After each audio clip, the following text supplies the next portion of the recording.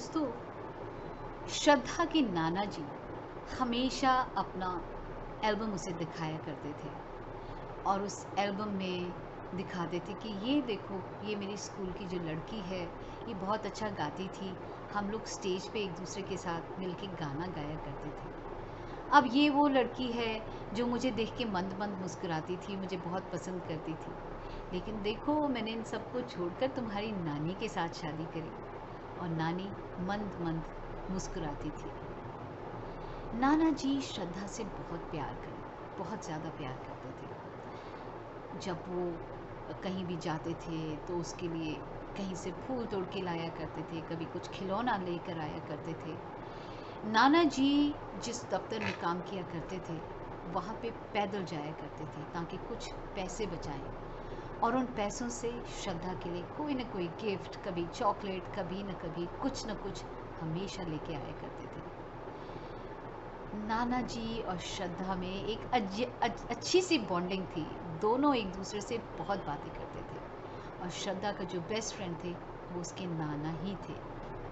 नाना जी जो थे वो कभी न कभी हफ्ते में एक बार या 15 दिन में एक बार अपने एक दोस्त से गाड़ी उधार लेते थे और श्रद्धा को घुमाने लेके जाया करते थे। और जब गाड़ी वापस करनी होती थी तो श्रद्धा और नाना जी दोनों मिलकर उस गाड़ी को ऐसा चमकाते थे कि वो ब्रांड न्यू हो देती थी।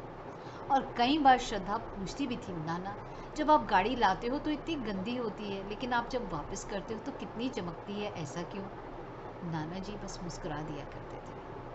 और कितनी ही बार जो नाना जो थे उसके दोस्त जब भी उनसे मिलते थे, श्रद्धा से मिलते थे, तो श्रद्धा को कहते थे, पता है बेटा, तुम्हारे नाना को चीज़ें देने में मुझे बड़ा मज़ा आता है क्योंकि वो उन्हें हमेशा नई बना के मुझे देता है। और उनकी इस बात से श्रद्धा समझ गई कि नाना जी उसे क्या सिखाना चाहते थे।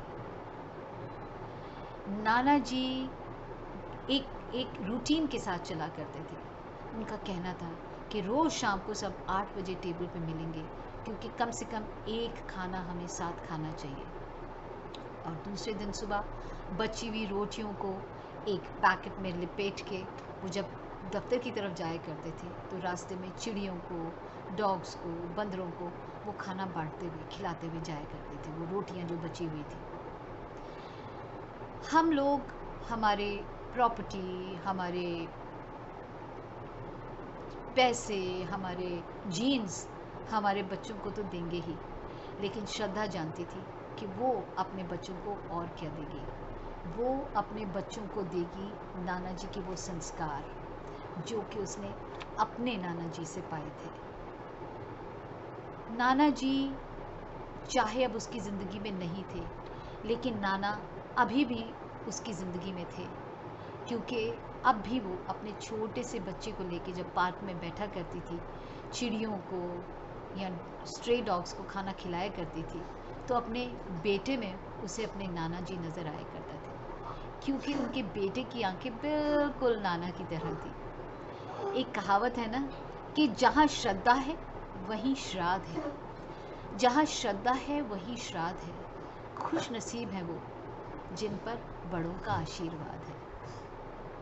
सो दोस्तों, बहुत से ऐसे संस्कार हैं जो कि बड़े बूढ़े हमें दे जाते हैं और हमारा फ़र्ज़ बनता है कि हम आने वाली जनरेशन को वो अच्छे अच्छे संस्कार पास करते जाएं ताकि हमारे बड़ों की चलाई हुई वो मुहिम, संस्कारों की मुहिम आगे ही आगे बढ़ती रहे।